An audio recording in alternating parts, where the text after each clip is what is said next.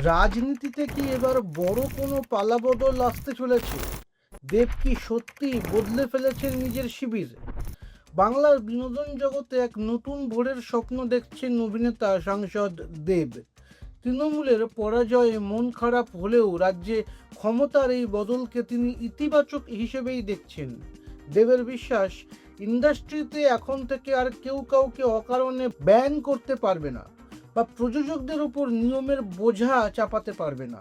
তার মতে কাজের পরিমাণ বাড়বে এবং বাইরে থেকেও কাজ আসবে। যদিও তার বিজেপি যোগ নিয়ে বাজারে জোর গুঞ্জন, তবে দেব সেসব হেসেই উড়িয়ে দিলেন। তিনি সাফ জানালেন, দিদি অর্থাৎ মমতা বন্দ্যোপাধ্যায়ের অনুরোধেই তিনি রাজনীতিতে এসেছিলেন, আর রাজনীতি না করলে তার দিন চলবে না এমনটা ভাবা ভুল। এই মুহূর্তে প্রিয় পোষ্য লাকির মৃত্যু আর দলের হার, এই জোড়া ধাক্কা সামলে দেব চাইছেন আগের মতো মন দিয়ে শুধু অভিনয়টা করতে।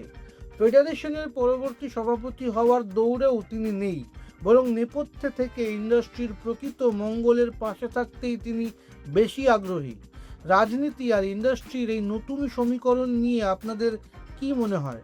কমেন্টে আপনাদের মতামত জানান। আপনার নিজের জন্য বা নিজের ব্যবসার জন্য পার্সোনাল বা বিজনেস ওয়েবসাইট তৈরি করতে চান, অথবা তৈরি করতে চান আধুনিক মোবাইল অ্যাপ, কোথায় যোগাযোগ করবেন, কিভাবে শুরু করবেন বুঝতে পারছেন না? যোগাযোগ করুন নিচে দেওয়া ফোন নাম্বারে। আপনার সমস্ত প্রশ্নের উত্তর পাবেন এখানেই।